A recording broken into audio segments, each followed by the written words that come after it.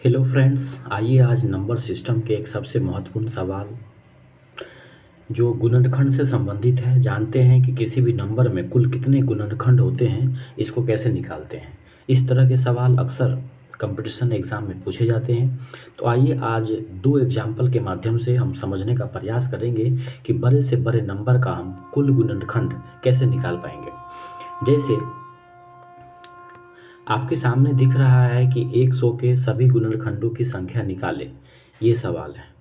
तो आपको ध्यान रखना ये है कि सबसे पहले 100 जो है 100, इस 100 को हम क्या करेंगे, प्राइम फैक्टर में तोड़ लेंगे।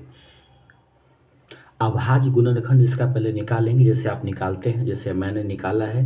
100 को सबसे पहले 2 से लगाया तो 50 मरतबे कटा, फिर 50 को 2 से लगाया तो 25 मरतबे कटा, फिर 25 को 5 से लगाया तो 5 मरतबे कटा, और 5 को फिर 5 से लगा दिया तो 1 मरतबे कट गया। यानी आप यूँ कहें तो 100 को हम लिख सकते हैं 2 गुने 2 गुने 2 गुने 5 गुने 5। 100 को हम लिख सकते हैं 2 गुने 2 गुने 5 गुने 5। यानी दूसरे शब्दों में कहें तो आप बोल सकते हैं कि 2 का पावर 2 और 5 का पावर 2। यानी कि इसमें 2 जो है वो 2 बार है और 5 भी जो है 2 बार है। अब यहाँ से सवाल बनता है कि अब यहाँ पे अगर आपको कुल गुणनखंड निकालना हो तो क्या करेंगे, जितने भी अभाज्य गुणनखंड आए हैं उसके पावर में एक एक जोड़ देना है। पावर में क्या करना है, एक एक ऐड कर देना है। जैसे यहाँ पे 2 के पावर में 2 आया था तो उसमें हम क्या किए हैं, एक जोड़ दिए। तो 2 के पावर में एक जोड़ने पर 3 होगा, और फिर 5 के पावर में भी 2 है तो पावर में फिर से एक ऐड कर दिए।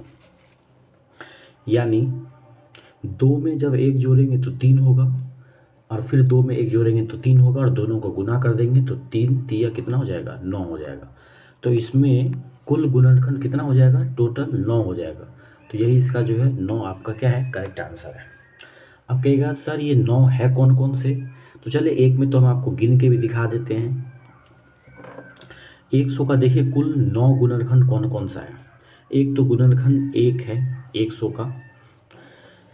100 का पहला गुणनखंड 1 हो जाएगा, दूसरा 2 है, तीसरा 4 है, 5 है, 10 है, 20 है, 50 है, 100 है और 25 है।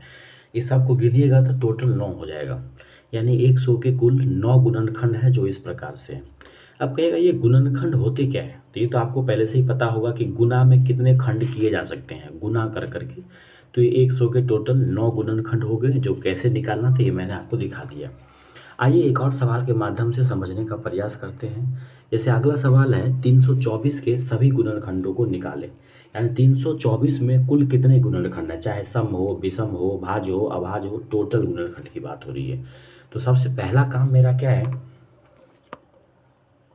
सबसे पहला काम है मेरा कि 324 का हम क्या करेंगे, अभाज्य गुणनखंड निकालेंगे।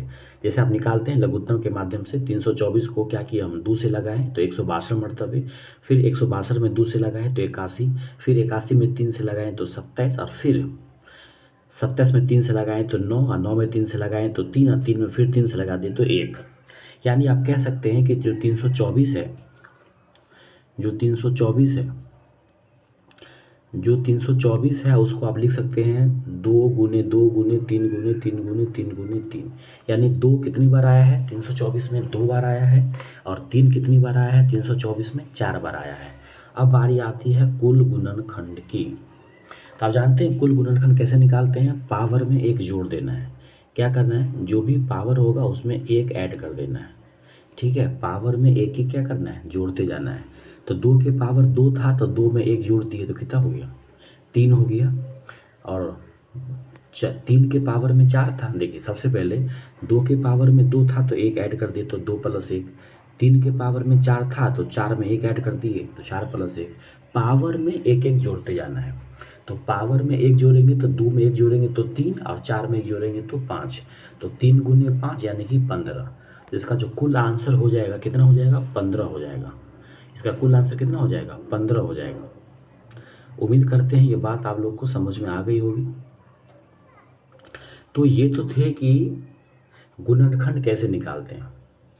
किसी भी नंबर में कुल कितने गुणनखंड होंगे, इसको निकालने के लिए नंबर को पहले क्या करेंगे, अभाज्य गुणनखंड में तोड़ लेंगे और जितने भी अभाज्य गुणनखंड होंगे उसको पावर में सेट कर देंगे और कुल गुणनखंड निकालने के लिए पावर में एक एक जोड़ करके गुना कर देंगे।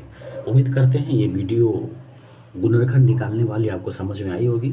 मिलते हैं अगले वीडियो में जिसमें हम सम गुणनखंड, अभाज्य गुणनखंड ये सब देखेंगे।